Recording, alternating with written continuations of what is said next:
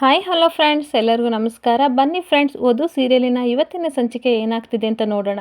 ಅದಕ್ಕೂ ಮುಂಚೆ ಯಾರೆಲ್ಲ ನನ್ನ ವಿಡಿಯೋ ನೋಡ್ತಾ ಇದ್ದೀರಾ ಅವರೆಲ್ಲ ಪುಟ್ಟದೊಂದು ಲೈಕ್ ಮಾಡಿ, ಹಾಗೆ ಸಬ್ಸ್ಕ್ರೈಬ್ ಮಾಡೋದನ್ನ ಮರಿಬೇಡಿ. ಬನ್ನಿ ಫ್ರೆಂಡ್ಸ್, ಸ್ಟಾರ್ಟ್ ಮಾಡೋಣ. ಮೊದಲಿಗೆ ಫ್ರೆಂಡ್ಸ್, ಸಾರ್ಥಕ್ ವಧು ಮನೆಗೆ ಬಂದಿರೋ ರೌಡಿಗಳನ್ನೆಲ್ಲ ಸಿಕ್ಕಾಬಟ್ಟೆ ಹೊಡೆದು ಚಚ್ಚಿ ಬಿಸಾಕ್ತಾ ಇರ್ತಾನೆ. ಸರ್ ಪ್ಲೀಸ್ ಸರ್, ಬಿಡಿ ಸರ್ ಬಿಡಿ ಸರ್ ಅಂತ ಹೇಳ್ತಾ ಇರ್ತಾರೆ. ಅಲ್ಲ ಸರ್, ನಾವು ನಿಮ್ಮನ್ನು ಚಾಕ್ಲೇಟ್ ಹೀರೋ ಅಂತ ಅನ್ಕೊಂಡಿದ್ವಿ, ಆದರೆ ಮಾಸಾಗಿ ಬಂದ್ಬಿಟ್ಟು ನಮಗೆ ಸರಿಯಾಗಿ ಗುಮ್ಮ ಗುದ್ಬಿಟ್ರಿ ಸರ್ ಅಂತ ಹೇಳ್ತಾ ಇರ್ತಾರೆ. ಈಗೇನು ನನ್ನ ಮಕ್ಕಳ ಎದ್ದೋಗ್ತಿರ ಇಲ್ವಾ ಅಂದಾಗ, ಇಲ್ಲ ಸರ್ ಹೋಗ್ತೀವಿ ಅಂತ ಹೇಳ್ತಾ ಇರ್ತಾರೆ. ಅದಕ್ಕೂ ಮುಂಚೆ ಹೋಗಿ ನೀನು ವಧು ಹತ್ರ ಮತ್ತೆ ಅವ್ರ ಮನೆಯವ್ರ ಹತ್ರ ಸಾರಿ ಕೇಳಬೇಕು, ಹಾಗೆ ಇಲ್ಲಿ ಬಿಸಾಕಿರೋ ಐಟಮ್ಗಳನ್ನೆಲ್ಲ ನೀವು ಸರಿಯಾಗಿ ಜೋಡಿಸಿ ಹೋಗ್ಬೇಕು ಅಂದಾಗ, ಸರಿ ಸರ್ ಆಯಿತು ಅಂದ್ಬಿಟ್ಟು ನಡ್ರು ಬೇಗ ನಾವು ಐಟಮ್ನೆಲ್ಲ ಸರಿ ಮಾಡಿ ಇಟ್ಟೋಣ ಅಂದ್ಬಿಟ್ಟು ಎಲ್ಲರೂ ಸಹ ಐಟಮ್ನ ಸರಿಯಾಗಿ ಇಟ್ಬಿಟ್ಟು ಹೊರಗಡೆ ಬಂದು ವಧು ಹತ್ರ ಮತ್ತೆ ಅವ್ರ ಅಪ್ಪ ಅಮ್ಮನ ಹತ್ರ ಸಾರಿ ಕೇಳ್ತಾ ಇರ್ತಾರೆ. ಸಾರಿ ಸರ್, ನಾವು ಬೇರೆಯವ್ರ ಮಾತು ಕೇಳಿ ಮಣ್ಣು ತಿನ್ನೋ ಕೆಲಸ ಮಾಡಿಬಿಟ್ವಿ, ಈ ಕಡೆ ಯಾವತ್ತೂ ಸಹ ನಾವು ತಲೆ ಹಾಕಲ್ಲ, ದಯವಿಟ್ಟು ಕ್ಷಮಿಸಿ ಅಂತ ಇರ್ತಾರೆ. ಆವಾಗ ಸಾರ್ಥಕ್ ಬಂದ್ಬಿಟ್ಟು ಸರಿ ಆಯಿತು ಹೋಗ್ರು ಅಂದಾಗ, ಸರಿ ಸರ್ ಸಾರಿ ಸರ್ ಬರ್ತೀವಿ, ನಡ್ರೋ ಹೋಗೋಣ ಅಂತ ಬೇಗ ಹುಡುಗರೆಲ್ಲರೂ ಸಹ ಓಡೋಗ್ತಾ ಇರ್ತಾರೆ.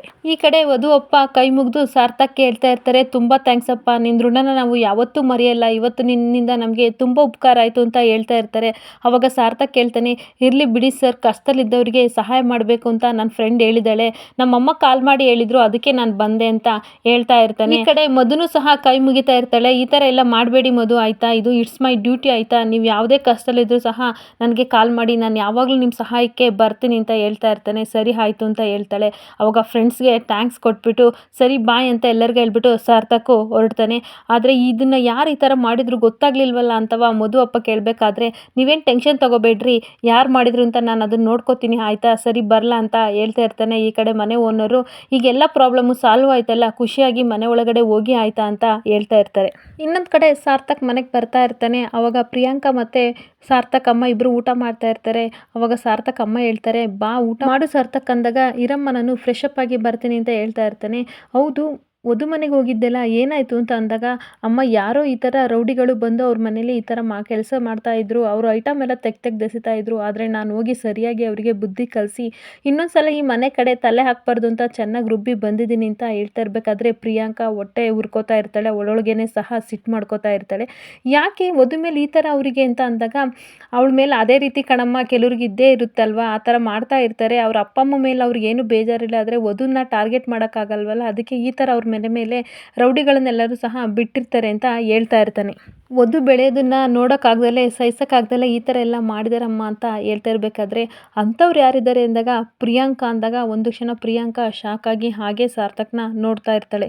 ಇನ್ನೊಂದು ಕಡೆ ವಧು ಮನೇಲಿ ಗೀತಾ ದಿಶನ್ನ ಹೇಳ್ಕೊಂಡು ಬರ್ತಾ ಇರ್ತಾಳೆ. ಅವಾಗ ಅವಳ ಗಂಡ, ಬಿಡೆ ಇರಲಿ ಬಿಡೆ ಪರವಾಗಿಲ್ಲ ಅಂದರೂ ಸಹ ಬಿಡಲ್ಲ. ಅವಾಗ ಅವರಪ್ಪ ಕೇಳ್ತಾ ಇರ್ತಾನೆ, ಯಾಕೆ ದಿಶನ್ನ ಹೇಳ್ಕೊಂಡು ಈ ಥರ ಬರ್ತಿದ್ಯಾ ಅಂದಾಗ, ಇನ್ನೇನಪ್ಪ ಎಲ್ಲದಕ್ಕೂ ಸಹ ದಿಶನ್ನ ಬಳಸ್ಕೊಂಡು ವಧು ಈ ಥರ ಕೆಲಸ ಮಾಡ್ತಾಳೆ ಅಂದಾಗ, ಅಯ್ಯೋ ಆ ಮ್ಯಾಟ್ರಲ್ಲೇ ಕ್ಲೋಸ್ ಆಯ್ತಲ್ಲ ಬಿಡು, ಇನ್ಯಾವತ್ತೂ ನಾನು ದಿಶನ್ನ ಸ್ವಂತ ಕೆಲಸಕ್ಕೆ ಬಳಸ್ಕೊಳ್ಳಲ್ಲ ಅಂತ ಹೇಳಿದಾಗ, ಸ್ಕೂಲ್ ವಿಚಾರ ಯಾಕೆ ಮತ್ತೆ ಮಾತಾಡ್ತಿದ್ಯಾ ಅಂತ ಅವರಪ್ಪ ಕೇಳಿದಾಗ, ಬರೀ ಹೇಳ್ಬಿಟ್ರೆ ಸಾಕ ಅಂದಾಗ, ಇನ್ನೇನು ಮಾಡಬೇಕು ಹೇಳು ಗೀತಾ ಅಂತ ಅಂದಾಗ, ಗೀತಾ ಹೇಳ್ತಾಳೆ, ಇವಳನ್ನ ಹಾಸ್ಟೆಲಿಗೆ ನಾನು ಸೇರಿಸ್ಬೇಕು ಅಂತ ಅಂದ್ಕೊಂಡಿದ್ದೀನಿ ಅಂದಾಗ ಮನೆಯವರೆಲ್ಲರೂ ಸಹ ಒಂದು ಕ್ಷಣ ಶಾಕ್ ಆಗಿಬಿಡ್ತಾರೆ. ಆವಾಗ ವಧು ಅಮ್ಮ ಹೇಳ್ತಾಳೆ, ಅಲ್ಲ ಇಷ್ಟು ಚಿಕ್ಕ ಮಗನ ನೀನು ಹಾಸ್ಟೆಲಿಗೆ ಸೇರಿಸ್ಬೇಕು ಅಂತ ಹೇಳ್ತಾ ಇದೆಯಲ್ಲ, ಏನಾಗಿದೆ ನಿನಗೆ ಅಂದಾಗ, ಇನ್ನೇನು ಮಾಡೋದು, 3 ಹೊತ್ತು ಯಾವಾಗಲೂ ವಧು ಹಿಂದೆ ತಿರುಗ್ತಾಳೆ ಸೆರಗಿಡ್ಕೊಂಡು, ಇನ್ನು ಹೆಂಗೆ ಇವಳು ಓದ್ತಾಳೆ, ಅದಕ್ಕೆ ನಾನು ಡಿಸೈಡ್ ಮಾಡಿದ್ದೀನಿ ಅಂತ ಹೇಳ್ತಾ ಇರ್ತಾಳೆ. ಆಗ ವಧು ಅಪ್ಪ ಹೇಳ್ತಾರೆ, ಇರೋಳೊಬ್ಳು ಮಗಳನ್ನ ಯಾಕಮ್ಮ ನೀನು ಹಾಸ್ಟೆಲಿಗೆ ಕಳಿಸ್ತೀಯಾ, ಈಗ ಆಲ್ರೆಡಿ ಹೇಳಿದಳಲ್ವ ವಧು, ಇನ್ಯಾವತ್ತೂ ಸಹ ನಾನು ದೀಕ್ಷೆನ ಕರ್ಕೊಳ್ಳಲ್ಲ ಅಂತ ಹೇಳಿದಳಲ್ವ, ಅದ್ರ ಬದಲು ಮನೇಲೇ ಇಟ್ಕೊಂಡು ಖುಷಿಯಾಗಿ ಅವಳನ್ನ ಓದಿಸ್ಬೋದಲ್ವಾ ಅಂತ ಹೇಳ್ತಾ ಇರ್ತಾರೆ.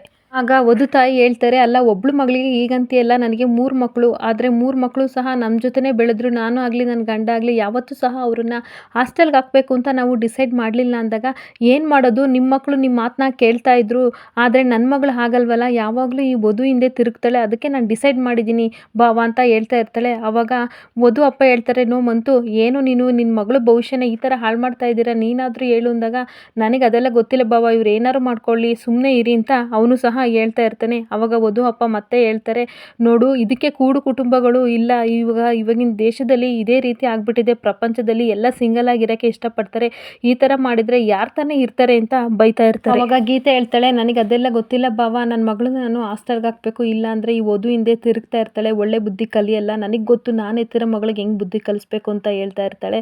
ಅಷ್ಟೊತ್ತಿಗೆ ವಧು ಹೇಳ್ತಾಳೆ, ನೋಡು ಚಿಕ್ಕಮ್ಮ, ಈ ಥರ ಎಲ್ಲ ಮಾಡಬೇಡ, ಅವಳು ಚಿಕ್ಕವಳು, ನಮ್ಮ ಜೊತೆನೇ ಚೆನ್ನಾಗಿ ಓದಲಿ, ಇಲ್ಲೇ ಇದ್ಬಿಟ್ಟು ಹೈಯರ್ ಸ್ಟಡಿಗೆ ಬೇಕಾದ್ರೆ ಬೇಕಾದರೆ ನಾವು ಬೇರೆ ಕಡೆ ಹಾಸ್ಟೆಲ್ಗೆಲ್ಲ ಹಾಕೋಣ ಅಂದಾಗ ನಿನ್ನ ಮಾತು ಕೇಳೋ ಅವಶ್ಯಕತೆ ನನಗಿಲ್ಲ ಅಂತ ಹೇಳ್ತಾ ಇರ್ತಾಳೆ. ಅವಾಗ ವಧು ತಂಗಿ ಹೇಳ್ತಾಳೆ, ಅಲ್ಲ ಚಿಕ್ಕಮ್ಮ ಈಗಂತೀರಲ್ಲ ವಧು ಅಕ್ಕ ಎಷ್ಟೆಲ್ಲ ಮಾಡಿದಾಳೆ ಅಂದಾಗ, ಹೌದೌದು ಮಾಡಿದಾಳೆ, ಅವಳನ್ನ ಚೆನ್ನಾಗಿ ಬಳಸ್ಕೊಂಡಿದ್ದಾಳೆ, ಅಷ್ಟೇ ತಾನೇ ಅವಳು ಮಾಡಿರೋದು ಅಂತ ವಧು ಮೇಲೆ ಕೂಗಾಡ್ತಾ ಇರ್ತಾಳೆ.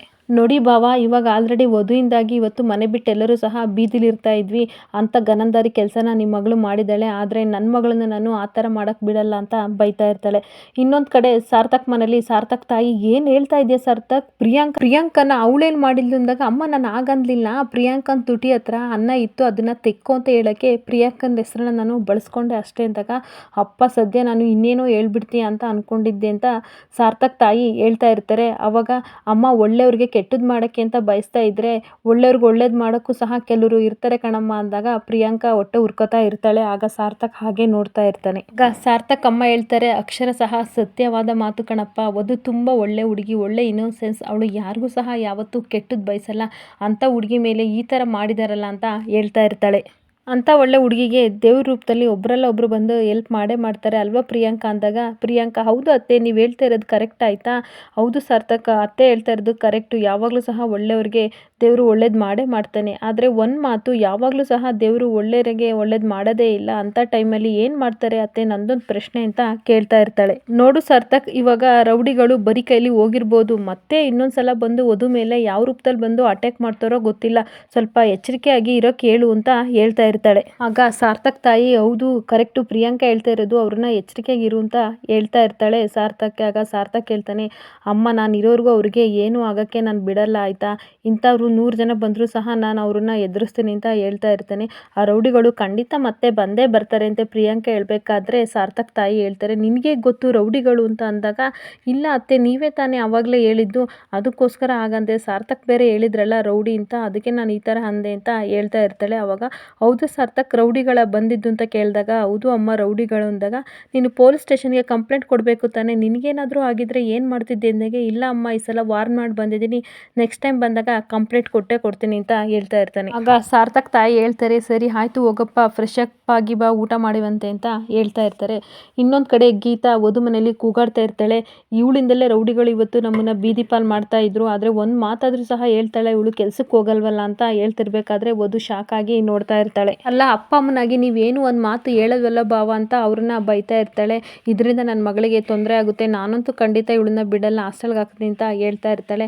ಅವಾಗ ಇದೆಲ್ಲ ಮುಗ್ದೋಯ್ತಲ್ಲಮ್ಮ, ಮತ್ತೆ ಯಾಕೆ ನೀನು ಈ ಥರ ಮಾಡ್ತಾ ಇದೀಯಾ, ಆದರೂ ಸಾರ್ಥಕ್ ಬಂದು ನಮ್ಮನ್ನೆಲ್ಲ ಹೆಲ್ಪ್ ಮಾಡಿ ಕಾಪಾಡಿದ್ನಲ್ವ ಅಂದಾಗ, ಯಾವಾಗಲೂ ಸಾರ್ಥಕ್ಕೆ ಇರಲ್ಲ, ಇರೋ ಥರ ಬಂದು ಕಾಪಾಡಲ್ಲ ಆಯಿತಾ, ಮುಂದೊಂದು ದಿನ ನಮಗೆ ಪ್ರಾಬ್ಲಮ್ ಆಗೇ ಆಗುತ್ತೆ ಎಂದಾಗ ವಧು ತಾಯಿ ಹೇಳ್ತಾ ಇರ್ತಾರೆ, ಅವಳ ಕೆಲಸನೇ ಅದು, ನಾವು ಆ ವೃತ್ತಿಗೆ ಅವಮಾನ ಮಾಡಬಾರ್ದು, ಅವಳಿಗೆ ಧೈರ್ಯ ಹೇಳ್ಬೇಕಲ್ವಾ ಗೀತಾ ಅಂತ ಹೇಳ್ತಾ ಇರ್ತಾರೆ. ನೋಡಿ ಅವಳ ಕೆಲಸ, ಅವಳ ಸಂಬಳ ಬೇಕು ಅಂದರೆ ನಾವು ಅವಳ ಕೆಲಸನ ಒಪ್ಕೊಳ್ಳೇಬೇಕಾಗುತ್ತೆ ಅಂದಾಗ, ನಿನ್ನ ಮಗಳ ಸಂಪಾದನೆ ನಮಗೆ ಬೇಡ, ನೀವೇ ಇಟ್ಕೊಳ್ಳಿ ಆಯಿತಾ, ನಮಗೇನು ಬರಬೇಕು ಅದನ್ನು ಕೊಟ್ಟರೆ ಸಾಕು, ನಾವು ಮನೆ ಬಿಟ್ಟು ಹೋಗ್ತೀವಿ ಅಂತ ಗೀತೆ ಹೇಳಿದಾಗ ಮನೆಯವರೆಲ್ಲರೂ ಸಹ ಒಂದು ಕ್ಷಣ ಶಾಕ್ ಆಗಿ ಹಾಗೆ ನಿಂತ್ಕೊಬಿಡ್ತಾರೆ. ಈ ಕಡೆ ಪ್ರಿಯಾಂಕಾ ರೂಮಿಗೆ ಬಂದುಬಿಟ್ಟು ಮಾತಾಡ್ತಾ ಇರ್ತಾಳೆ, ಅಮ್ಮ ಮಗ ಏನು ಮಧುನ ಹೊಗಳಿದ್ದೆ, ಅವಳು ಕಂಡ್ರೆ ಎಷ್ಟಿಷ್ಟನೋ ಎಷ್ಟು ಮೋಡಿ ಮಾಡಿದೋಳ ಕಾಣೆ, ನನ್ನ ವಿರುದ್ಧನೇ ಮಾತಾಡ್ತಾಳೆ, ಈ ಗೆಲುವು ಆದಷ್ಟು ಬೇಗ ಅವಳಿಗೆ ಸಿಗೋದಿಲ್ಲ, ಒಂದಲ್ಲ ಒಂದಿನ ಅವಳಿಗೆ ನಾನು ಮಾಡೇ ಮಾಡ್ತೀನಿ, ಇರಲಿ ಸಾರ್ಥಕ್ಕೆ ನಾನು ಬುದ್ಧಿ ಕಲಿಸ್ತೀನಿ ಅಂತ ಬೈಕೋತಾ ಇರ್ತಾಳೆ. ಒಂದಲ್ಲ ಒಂದು ದಿನ ಅವಳು ಮುಟ್ಟಿ ನೋಡ್ಕೋಬೇಕು ಅಂತ ಏಟ್ನ ನಾನು ಕೊಟ್ಟೆ ಕೊಡ್ತೀನಿ, ಆದರೆ ಬಿಫೋರ್ ದಟ್ಟು ಯಶೋಮತಿ ಮತ್ತು ವಧು ನಡುವೆ ಏನೋ ನಡೀತಾ ಇದೆಯಲ್ಲ, ಅದನ್ನು ಹೇಗೆ ನಾನು ಕಂಡಿಡ್ಕೊಳ್ಳೋದು ಅಂತ ಯೋಚನೆ ಮಾಡ್ತಿರ್ಬೇಕಾದ್ರೆ ಪ್ರಿಯಾಂಕನ ಫ್ರೆಂಡು, ಹಲೋ ಏನು ಮಾಡ್ತಿದ್ಯಾ ಅಂತ ಅಲ್ಲಿಗೆ ಬರ್ತಾಳೆ. ಈ ಕಡೆ ಪ್ರಿಯಾಂಕಾ ಹೇಳ್ತಾ ಇರ್ತಾಳೆ, ನಿನಗೆ ಕಾಮನ್ ಸೆನ್ಸ್ ಇಲ್ವಾ, ನನ್ನ ರೂಮಿಗೆ ಬರಬೇಕು ಅಂದರೆ ಕೇಳ್ಕೊಂಬರ್ಬೇಕು ಅಂದಾಗ, ಇಲ್ಲ ಮಿಸ್ ಆಗಿ ಬಂದೆ, ಸರಿ ಹೋಗ್ತೀನಿ, ಆದರೆ ಒಂದು ವಿಷಯ ಕ್ಲಾರಿಟಿ ಆಗಬೇಕು, ಅವಾಗಲೇ ಚೆಸ್ ಆಡಬೇಕಾದ್ರೆ ನಾನೇ ಗೆದ್ದೆ ಅಂತ ನಿಮ್ಮ ಮುಖದಲ್ಲಿ ನಗು ಇತ್ತು, ಆದರೆ ಇವಾಗ ಗಂಡನ ವಿರುದ್ಧ ಸೋತ್ರಲ್ಲ, ಅದನ್ನು ಕೇಳೋಣ ಅಂತ ಬಂದೆ, ಅದಕ್ಕೆ ಆನ್ಸರ್ ಹೇಳಿ ಅಂದಾಗ, ಇದನ್ನೆಲ್ಲ ನಿನಗೆ ಹೇಗೆ ಗೊತ್ತಾಯಿತು ಅಂದಾಗ, ಊಟಕ್ಕೆ ಕೂತಿದ್ದಾಗ ತ್ರಿಮೂರ್ತಿಗಳು ಮಾತಾಡ್ತಾ ಇದ್ರಲ್ಲ ಅದನ್ನೆಲ್ಲ ನಾನು ಕೇಳಿಕೊಂಡೆ, ಮುಂದಿನ ಪ್ಲಾನ್ ಏನು ಅಂದಾಗ, ಅದೆಲ್ಲ ನಿನಗೆ ಹೇಳೋ ಅವಶ್ಯಕತೆ ಇಲ್ಲ ಆಯಿತಾ, ಯಶೋಮತಿ ಮತ್ತು ವಧು ನಡುವೆ ಏನಿದೆ ಅಂತ ನಾನು ತಿಳ್ಕೊಬೇಕು, ನಾನು ಹೆಲ್ಪ್ ಏನಾದರೂ ಬೇಕಾ ಅಂತ ಕೇಳಿದಾಗ, ನಿನ್ನ ಹೆಲ್ಪ್ ಅವಶ್ಯಕತೆ ನನಗಿಲ್ಲ ಸದ್ಯಕ್ಕೆ, ಆಮೇಲೆ ನಾನು ಹೇಳ್ತೀನಿ, ಇವಾಗ ನೀನು ಹೋಗು ಅಂತ ಕಳಿಸ್ತಾಳೆ.